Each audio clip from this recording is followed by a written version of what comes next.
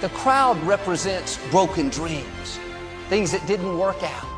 Thoughts telling you it's never going to get better. You'll never get well, never break the addiction. The crowd can be negative words people have spoken over us. You're not that talented. You can't accomplish your dreams. If you're going to reach your potential, you have to fight through some things. You can't have a weak, give up, this is too hard spirit. You have to be more determined than what's trying to stop you. You may get knocked down, but you have to get back up again. Run! Move! You don't need this long plan. You just gotta move. You know, we're living in a society where nobody moves anymore. The chronic excuse maker. How do you stop making excuses? This is actually pretty simple. And I said it the other day, you have to realize, you have to know, you have to accept that all your excuses are lies. They are lies, all of them. Think about the things that you tell yourself, the lies you use to rationalize taking the easy road. Taking the easy road and leaving discipline behind. Think about them. You don't have time. That's a lie. You don't have support. That's a lie. You don't have the equipment or the gear. Lies. You don't know the best way. Who cares? That's a lie. Or you're too old, or you're too young. Of course you're too old or too young. Lie. And there's, you're too busy. Sure you are. That's a lie. And you're too tired, or you're too sore, or you're just plain not feeling it. Lies, lies, lies. And the list goes on and on and on. And it doesn't stop if you don't make it stop. I don't have time to wait for things to get better, to go forward. I don't have time for them to change the policy for me to go forward. I don't have time for the economy to come back for me to go forward. I don't have time for the stock market to come up before I go forward. I don't have time to wait on them to rebuild buildings for me to get a job. I don't have time! When people laugh at your visions and ideas, it's only because they don't have their own visions and ideas around what they're supposed to do with their life or their careers. People that don't have any dreams for themselves, they tend to be dream killers. People that don't have their own visions, they become vision killers. They want nothing more than to talk you out of your own visions. They don't have dreams for themselves. They don't have any hopes. They're hopeless. They're uninspired, unmotivated. They have no dreams. They have nothing they're ambitious about. But I want to remind you to continue to dream and dream big. When you're going through basic SEAL training, the instructors are going to talk to you, and they're going to lie to you. They're going to tell you that it's going to get colder. They're going to tell you that the evolution isn't going to end. They're going to tell you that you're too weak. They're going to tell you that the teens isn't worth it. They're going to tell you that you're too big, you're too small, you're too short, you're too tall. They're going to tell you things to try and get you to quit. And they're lying to you. But you know what else they're teaching you? They're teaching you not to listen. You hear all kinds of negative stuff out there. You're going to hear it from other people. You're going to hear it in your own head. Don't listen to it. They're lying. Life is always giving you a test. Trying to give you a way out. Trying to give you an excuse not to show up. gotta have the mentality to show up every day of your life. No matter what life throws at you, it's our responsibility to show up to the Coliseum of life. Prepare for battle. I don't care what you're going through, what life's throwing at you. It's your responsibility to find your new 100%. Bounce back. You can get through this. You can get over it.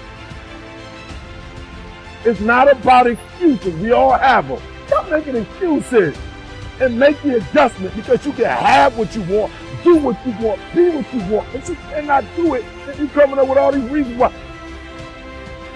You should be doing better in your life. I don't care nothing about a recession. I don't care about what's going on around you. It's what goes on in you that counts. It's what you think about you and not what others think.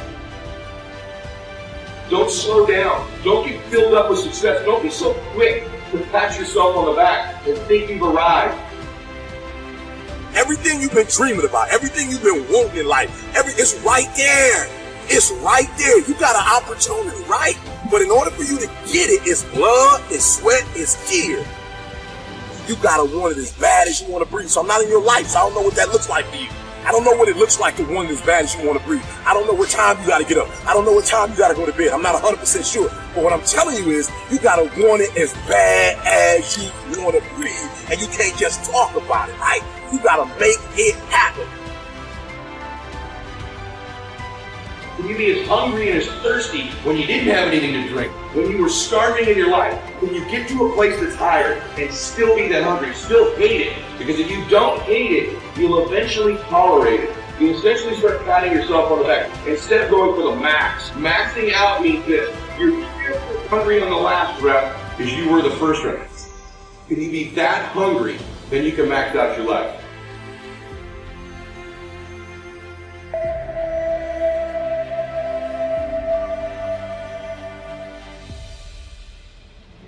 Let me give you a good philosophical phrase. All values must be won by contest. All values must be won by contest. And after they've been won, they must be defended. You say, wow, you've put a pretty heavy task on us. That's what life is all about, a pretty heavy challenge. We don't give large trophies for small effort. If you want to win high health, if you want to win high wealth, if you want to extend a long reach in touching people's lives, you got to engage in some of these extra powerful disciplines. And one is to secure the territory by vigor, and the other is to defend it with equal challenge. Attack. Procrastination. Here's another good one: blame. I engaged in this the big share of my life until I met Mr. Show. I used to blame my negative relatives. I used to blame the government. I used to blame taxes. I used to blame prices. I said, it costs too much. Show said, no, let's cover the real problem. You can't afford it. I never looked at it like that before. Show said, sir, you must intellectually understand, it's not it that's your problem. It's you that's your problem. It's not out there that's the problem. Out there is like it's been for 6,000 years.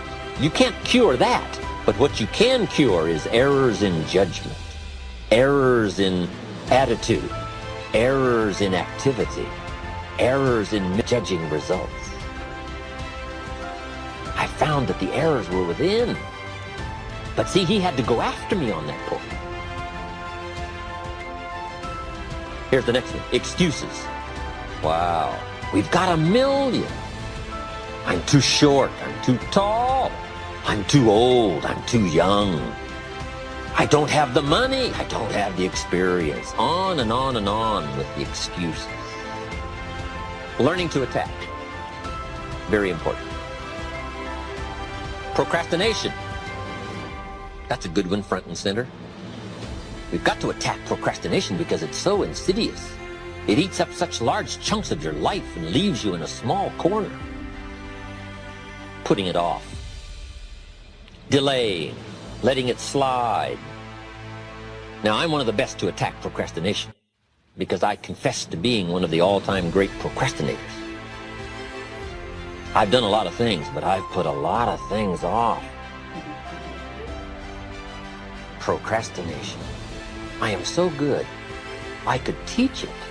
But I also know the pain of procrastination. I also know the regret that comes from procrastination.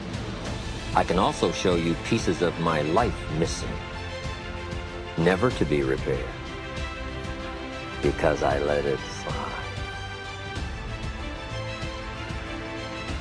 Now see, if we all studied our own lives, and we're trying to help somebody with this insidious disease of procrastination and putting it off, front and center, we use ourselves as best example, because you feel the strongest about your own experiences and your own emotions. Do you think you could help somebody with procrastination? Developing this skill of going back, rehearsing your own life, and coming up with the essence of the emotion and the experience to try to illustrate to somebody how insidious it can become and how devastating it can leave your life and what'll be missing if you let it slide. That's what we call learning to attack the problem. Now underline the word attack. It's very important to go after the insidious.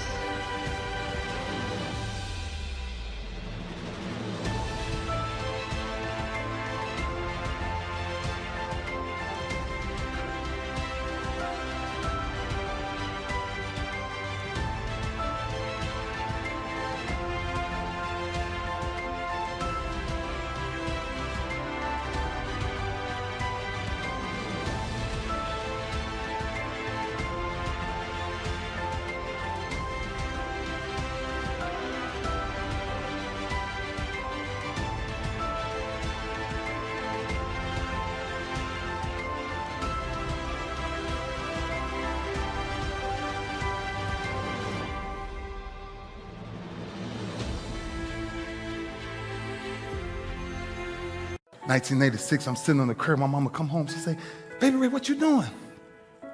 I said, "Mom, I'm waiting for my daddy to come get me." She said, "Baby Ray, your daddy ain't coming." I said, "Mom, somebody said daddy in town and he coming to get me for Christmas." She said, "Baby Ray, your daddy ain't coming." I said, "Mom, I'm not leaving. I'm going to sit right here." 7:30 came by, 8:30, 9:30, she came back out and said, "Son, get up. He ain't coming." I said, "Mom, he got to come. I'll be all right." I sat there till 11:30 at night. She finally walked over to me. She said, "Baby Ray, get up. He ain't coming." And I remember getting up from that freaking curve. And I told my mama that day, "Mama, no pain will ever stop me from taking care of you and my brothers and sisters. Because nobody knows what I'm dealing with. The greatest pain a man will ever go through in his life is the disconnection of a father. When you know he living."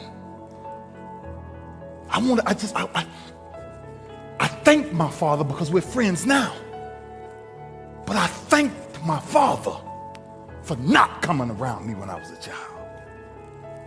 Because the way he was living wasn't the way I was supposed to live. So sometimes to really find the root of who you are, you must go back generationally and find out if you're following the same curses. That's what pain is. Pain is a repetition of the psyche. Until you learn how to figure it out, until you learn how to tap it on the back and say, "I know you there, but I'm built to deal with you." I don't want nobody to leave here today and not understand why we must find a way to push through pain to understand that's on the other side of that is glory. The night before the Super Bowl, I re-tore my tricep. Couldn't tell nobody. I couldn't go to the doctors. I couldn't go to my teammates. What I was going to tell them? That I can't play. I re-tore it. And it was bleeding so bad, and it was burning so bad that I took a shoestring from one of my shoes. And one of the fire spigots, I tied a shoestring around the tire spigot and tied it around my arm to hang my arm up just so I can get 3 hours of sleep. And I held it there all night, and that shoestring held my arm there all night. And I got up and I walked in that stadium. And I never forget this. If anybody's ever saw this ride, I came out of halftime and we busting San Fran up. I'm sorry if there's any 49er fan. You know, I know we on the West Coast. But I come out of halftime and I stayed in there a little longer because I got ready to tell my trainers, I'm like, man, listen, I can't even punch nobody with my arm. It's hurting that bad. I said, I got it. A whisper came to me. It ain't about you. It's about the team. It's about the team. I came out the locker room, my arm burning so bad. Jacoby Jones was walking to the end zone to receive the kickoff. I'm running towards the sideline. My arm burning so bad, God said, go touch Jacoby. I turned around and put both of my hands on Jacoby's chest. And I said, I'm just doing what God told me to do. And I ran back to the sideline and I watched Jacoby go 109 yards. So everything that moment told me was sometimes your greatest pain, it ain't even about you. It's about a greater purpose. I delegate everything that I think is not the single most important things in the world, and then I micromanage the things that I think are the most important things in the world. Luckily for me, hence why I've been able to build big companies, I don't think most things matter. So I don't think I'm any different than anybody else. I actually think everybody is a delegator and a micromanager. I just think that my radar of what's important is different. Yes, we need to do something with that. That's the shit, guys. That's it right there.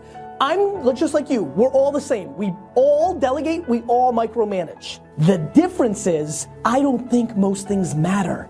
And what do I mean by that? As I'm trying to think about somebody watching this for the first time, instead of alluding to like people that have watched forever. Most things don't matter. Like, I don't know, like just, I don't know, that's what it means. Like, you know, like if I was like, I don't know, I don't think lighting matters as much as D-Rock. Like, I just don't think things matter. Like, I don't think like one client that's gonna put us out of it, like, I don't think one employee is gonna kill our atmosphere. I don't think a lot of things matter. I don't think like a misspelling in a deck is something that really matters to a lot of people in my company. It just doesn't matter to me. I just don't think so. Guys, I don't think we're gonna lose a count because we put the I before the E. And if we do, them. Idiots. I don't think not wearing shoes in an establishment is, you know, the biggest thing in the world. Clearly, if you've watched Daily V1, some people do it. And guess what? I do not judge. Do not judge.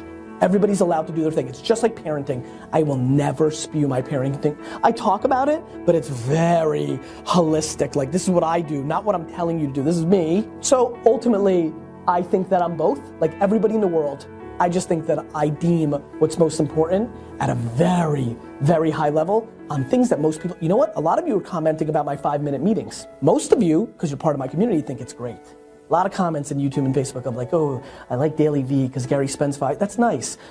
One comment, I work in a small, and by the way, whoever said this is gonna see this and be like, holy crap, he reads everything. I've worked at small companies where the boss didn't even know my name, you know what I mean? Like, this is cool, but do you know how many people think it's stupid? I have a lot of people in my life that think that I'm very busy and I have a lot of things to do, and why in the world, Gary, it's not scalable. It's not sustainable. Yeah, you're making that face because you're so in our cocoon, but like, boy, just like, you know, like, they're like, don't do that. It's not bad. Nobody expects you to do it, not at this scale. And you have a great culture and you have great intent, just do that. I'm like, nope, this thing matters to me. So I'm micromanaging a hello into my company 3 to 6 months in. That a lot of people outsource to an HR person or to leadership. So I do unscalable things all the time, micromanaging if I deem them the most important. Pitching new business, I like to micromanage that because it's important to win business. Like money helps me keep doing everything. Some adults never figure out that unhappy states do not work when they're adults. And they continue to practice what they learned as little children for the rest of their lives, never realizing that it doesn't work. So the recognition that negative thinking and unhappy states actually do nothing to change anything. If anything, they make it worse.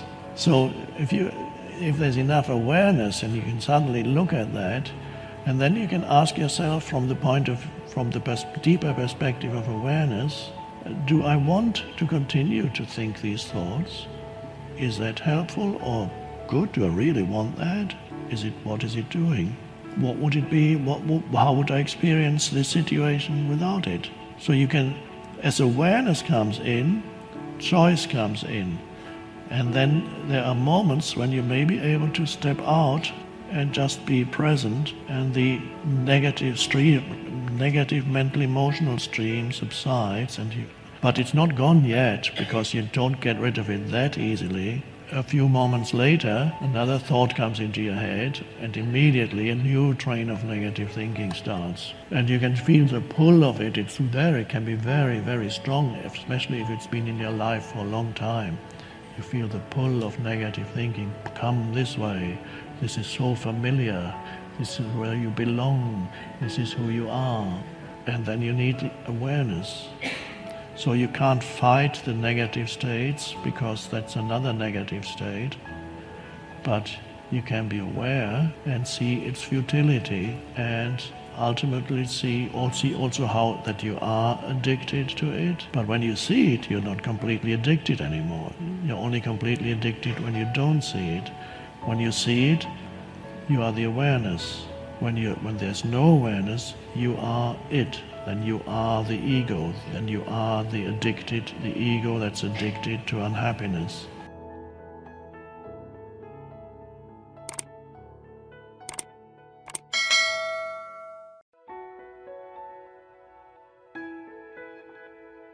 So 3 things before we get started. I just want to make sure you own it, right? Give me the first one. Good. Stop doing what?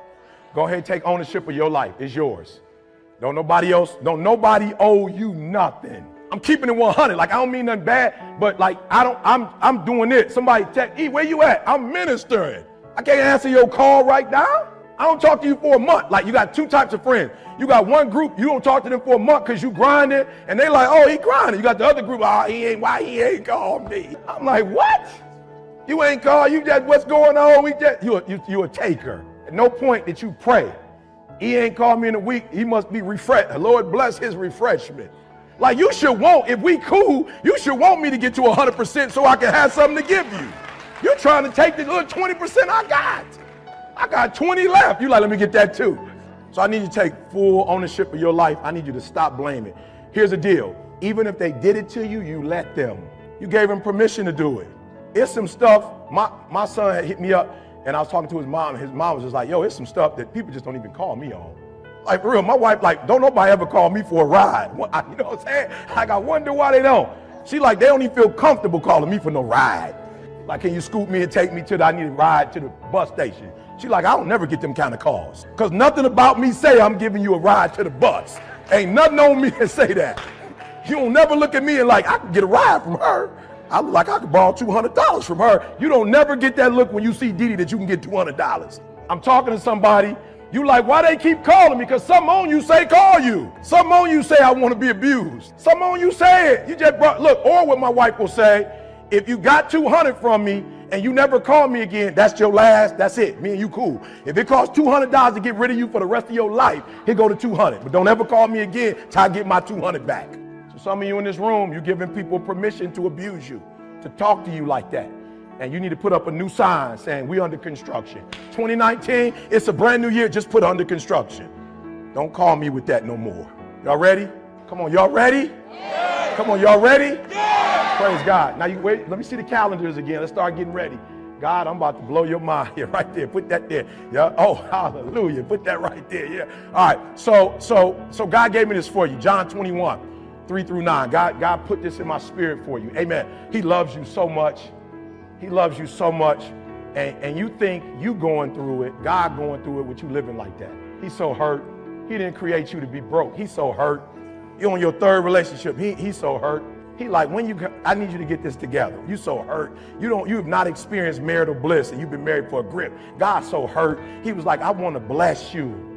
Go read it for yourself. He said that I want to bless you. My father was a pump operator at the city water plant, and he was diagnosed with multiple sclerosis when my brother and I were young. And even as a kid, I knew there were plenty of days when he was in pain.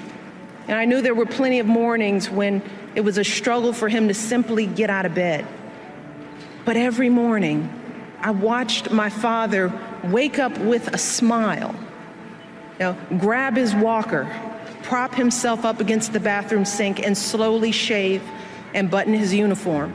And when he returned home after a long day's work, my brother and I would stand at the top of the stairs of our little apartment, patiently waiting to greet him, watching as he reached down to lift one leg and then the other to slowly climb his way into our arms.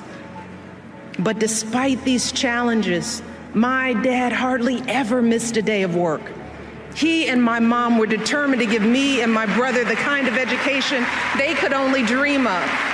What has been the best advice you received from your teacher or professor? Ooh, I've gotten a lot of great advice from teachers, mentors, professors throughout the years. So first of all, you gotta be open to taking some risks and not being afraid to fail. Failure is the key to success. So when you get to college, you got to raise your hand. You have to be engaged. Don't be the kid thinking, oh, I shouldn't be here, and maybe I'm not smart enough, and maybe, no. You are more than capable of going to college, being successful, and going on and doing whatever you want in life. I sit here because I am you all. There is no difference between me and you. Working class kid, growing up on the south side of Chicago, growing up with doubts and fears, just like all of you all do. I know exactly how you all are feeling, and kids out there who are thinking, maybe I'm not ready, maybe I'm not good enough, maybe I can't afford it. But what teachers and mentors have told me is that yes, you can and you must.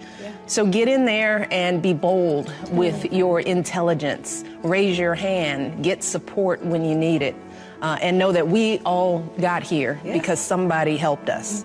I want you all to stay true to the most real, most sincere, most authentic parts of yourselves. I want you to ask those basic questions. Who do you want to be? What inspires you? How do you want to give back? And then I want you to take a deep breath and trust yourselves to chart your own course and make your mark on the world. Maybe it feels like you're supposed to go to law school, but what you really want to do is teach little kids. Maybe your parents are expecting you to come back home after you graduate, but you're feeling a pull to travel the world. I want you to listen to those thoughts. I want you to act with both your mind, but also your heart. And no matter what path you choose, I want you to make sure it's you choosing it and not someone else. There's still life in your dream. There's still life in your call. There's still life in your purpose. There's still life in what God has called you to do. His name is Steve Wynn. He is a billionaire, according to Forbes magazine. He lives in Las Vegas, Nevada, and he has made just billions of dollars off casinos that he owns and hotels. He's most famous as a builder. But I want to tell you something that happened to him that I think speaks to your life tonight. In 2001, he's a lover of art, and he bought a painting for $50 million. This painting is called Le Rêve, L-E-R-E-V-E, which in French is the dream, and that's a picture of it. He paid $50 million because it was painted in 1932 by a man by the name of Pablo Picasso. And he paid $50 million for that painting. 50 million, y'all. Not because he's just an art collector. He loved that painting because it was called The Dream.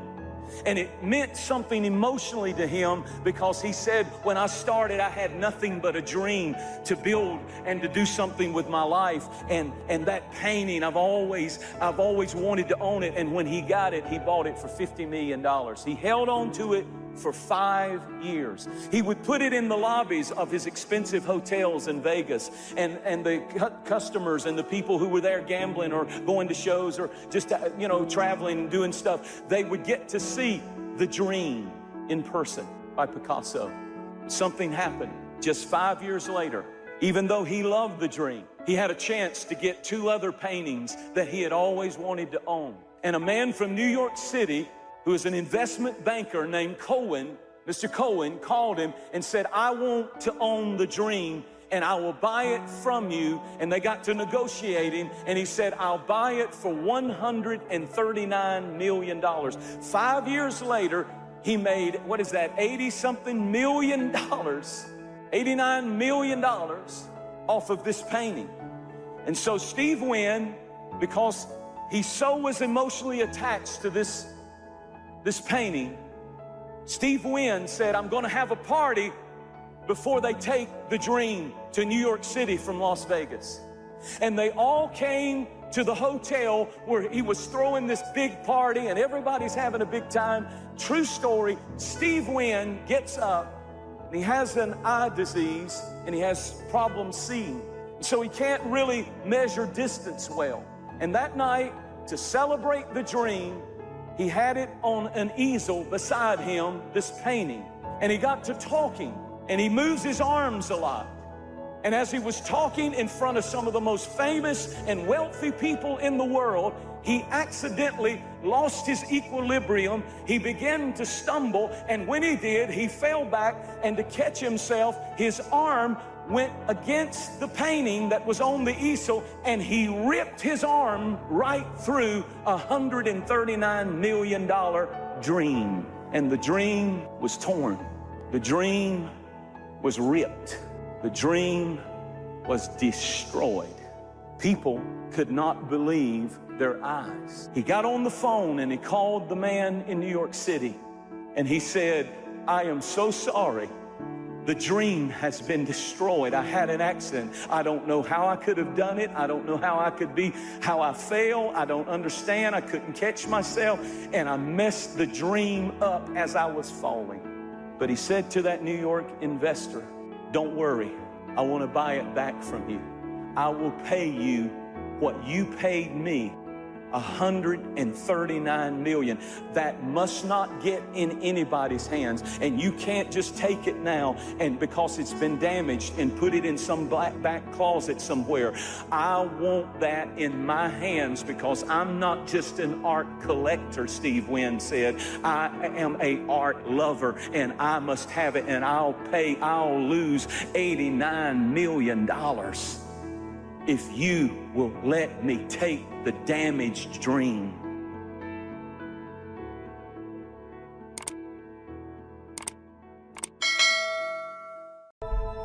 Tonight, I don't know where you're at on this journey. And I don't know what life looks like for you right now.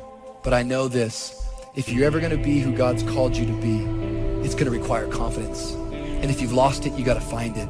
And if you've misplaced it, you gotta get it back. You have to set your face. The people that need to be for you will be for you. People that will celebrate you. People that will cheer you on. People that stick with you through thick and thin. But too often, we're trying to convince people to be our friend, convince them to spend time with us. But if someone doesn't see the gift that you are, if they don't recognize your talents, value your friendship, do yourself a favor and move on. No offense, but they are not a part of your destiny. You're not the nut you used to be, but you're not the tree you're gonna be. But until you learn how to appreciate where you are in the process, you won't get the power to evolve to your ultimate destiny. When you do discover a cause worth dying for, and you do realize it's worth living for, how many know it's worth giving for, it's worth working for, it's worth sacrificing for? But what I've learned is that if you don't have confidence, you'll never walk out your cause. You're so busy starving the sapling trying to get to the tree that you cancel out the potential of being a tree because you don't feed where you are. You're in love with tomorrow, but you're neglecting today. Until you are faithful over the few, you cannot be ruler over the many. So you need to take your eye off of the tree and water what you got now. You're gonna get what you focus on. What you focus on gets larger and larger in your life. It grows. It's like if you look at what's wrong with your life, you can actually get to the point where you just hate your life. And you think that you've got the worst life ever, when really somebody else might look at your life and they might actually wish they had your life because they're seeing the stuff that you quit looking at a long time ago because you're so busy looking at all the stuff you don't like, you've forgotten what you do like. You might marry somebody and you might get so focused on what you don't like that you forgot what you liked about them that caused you to want to marry them to start with.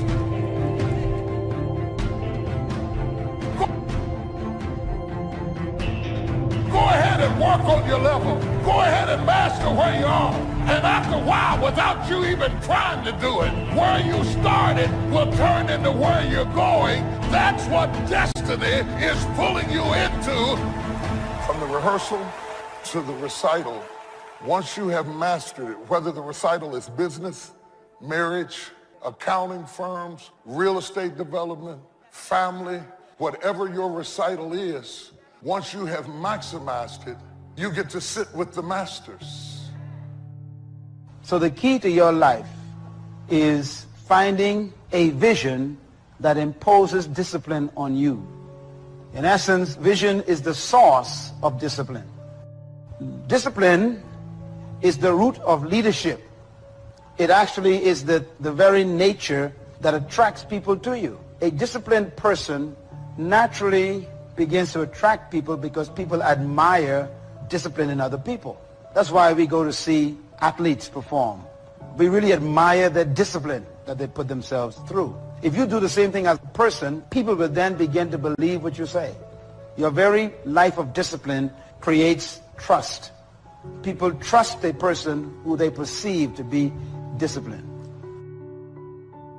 There's a lot of destruction going on in the world right now. There's a lot of loss happening in the world right now. And I've actually been through a lot of chaos, and I've been through a lot of destruction. And one thing that I've learned is I learned that I had to keep my emotions in check. And that's the same thing I tell other people when they're going through trying times. And that does not mean that you're not going to have emotions. But by keeping your emotions in check, I mean don't make decisions based on your emotions. They're going to lead to a bad place. Don't let that happen. Instead, if you feel yourself getting emotional, take a step back. Detach. Look around. Think about the long-term implications of the decisions that you're making, and make your decisions based on logic and based on reason and based on long-term outcomes. No matter what happens to you, it ain't over. Ain't no such a thing as over. As long as God wakes you up, that means he ain't through with you yet.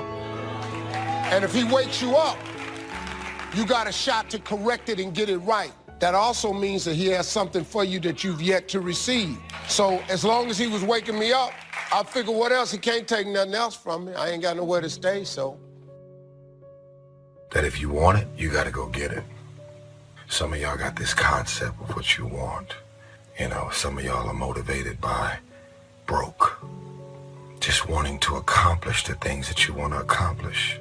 Other folks are motivated by materialistic things. It's a very simple concept. If you want it, you got to go get it.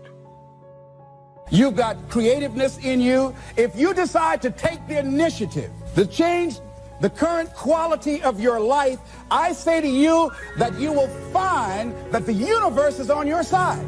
Now, will it be turbulent? Yes. Will it be easy? No, no.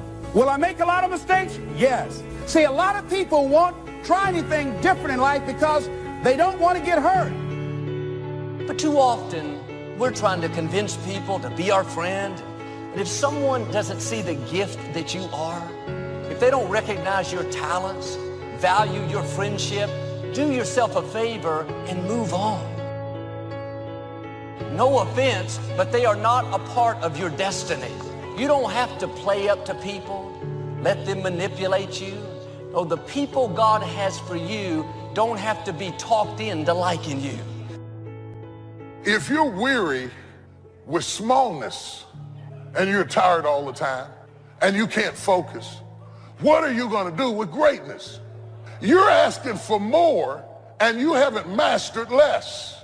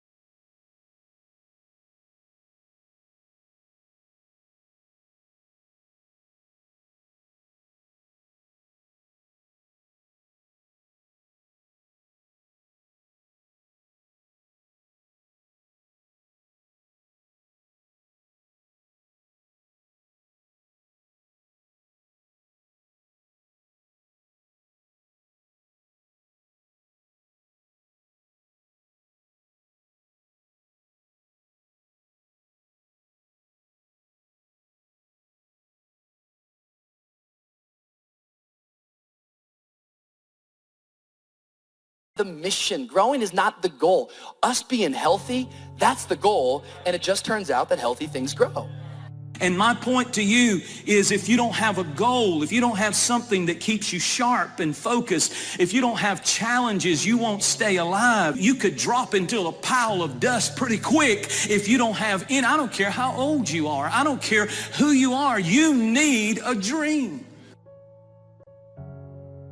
Some people won't understand you. They'll get upset when you break out of the box. Someone told me, Joel, you've forgotten where we've come from. I thought, I haven't forgotten. I just didn't want to stay there. Don't get stuck in the past. Don't get stuck in tradition.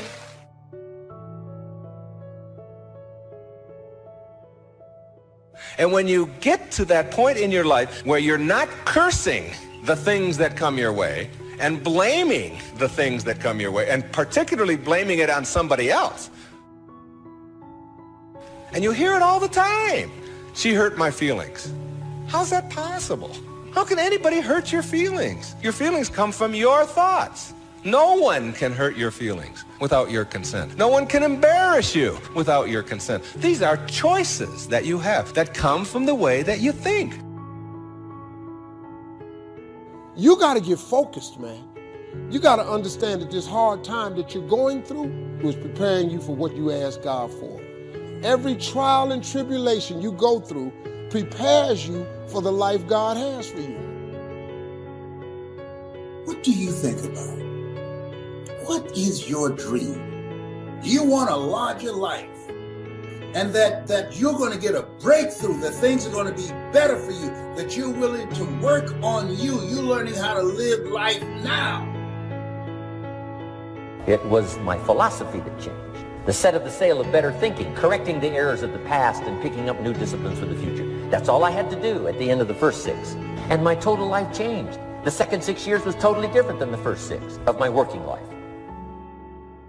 If you're stuck in a story. There's a story you're telling yourself that doesn't serve you anymore. And you have to evaluate what that story is. But what you need to do is you need to alter your associations. You need to do something in a short window of time, no question about it. You definitely need to evaluate what is no longer needed and evaluate the story you're telling yourself. What's your philosophy of life? What are your beliefs, things that you feel very strongly about? What are some of the things that you have picked up along the way that you've been doing them for so long you think that they're you, that you need to begin to re-examine them and perhaps get them out of your life? See, a lot of things we're doing, we do unconsciously because we picked it up somewhere in life. You have to have a boldness to follow what God's put in your heart. You can't worry about what everybody else thinks. If someone gets offended because you're not taking their advice, that's not your problem. If you live by the opinion of others, you will never become who you were created to be, because people will try to keep you in their box, in who they want you to be. I am going to be curious about myself. I am going to make it my mission every day to wake up and discover a new version of me. I'm going to make it my mission to explore the corners, the far corners of myself, just to see what's there, because I want to know what else is in me. You know, you've got to be curious about yourself. And that's the attitude to have if you want to get more out of this life.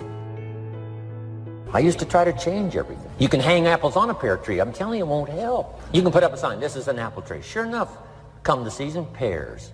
Here's what I learned. You cannot change people, but they can change themselves. It's your skills that buy you a future.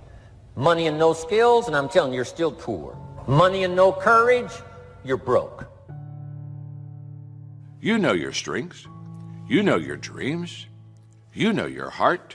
So why don't you sit down and reflect for a moment and ask yourself, what do I really want to accomplish that I haven't accomplished yet? Get in your area, in your space, and say, I need to challenge me, because here's what I feel and here's what I believe. When you challenge yourself, you're challenging yourself in an area that is close to your heart, and it's who you are.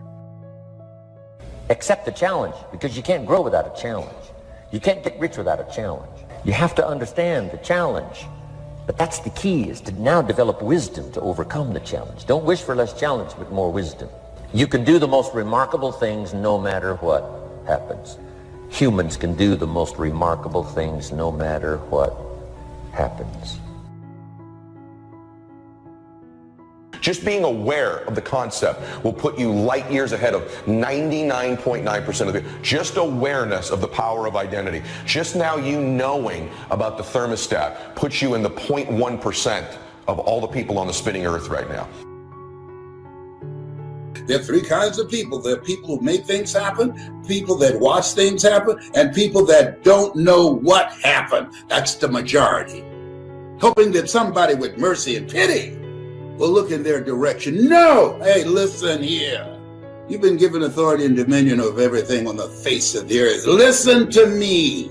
Be willing to learn something. Keep moving in the direction of where you want to go. Continue to fall forward. One of the things I'm suggesting you look at, what is it that you need to be in the process of doing more of or less of? Like being more direct, saying no without feeling guilty, more focused. 1 year I decided to do one thing well. I looked at all of my talents and I decided the strongest one, my ability as a speaker, that's the one I'm going to focus on. But only when I decided to focus did I begin to reap the rewards of my talent. As we get older, as persons and as businesses, we have a tendency to want to cling to the old, to be suspicious of anything new and exciting. This is a successful way of doing things. Let's stay with it. Let's hang on to what we've got and ride out a future we can't be sure of. But this attitude, in many ways, can only lead to decline and eventual failure. This is a turning of the back to life, and it's something life won't stand for. To grow, we must let go. See, when you get to a certain place, when you're willing to risk, you're not willing to risk, you can't grow. And if you can't grow, you can't become your best. And if you can't become your best, you can't be happy. And if you can't be happy, what else is there? Yet many of you have been working on jobs. That is not you. Why do you do it? Oh, to pay the bills. But you've gotten to a point where that's not enough. People telling you, hey, you can't do this, that doesn't matter.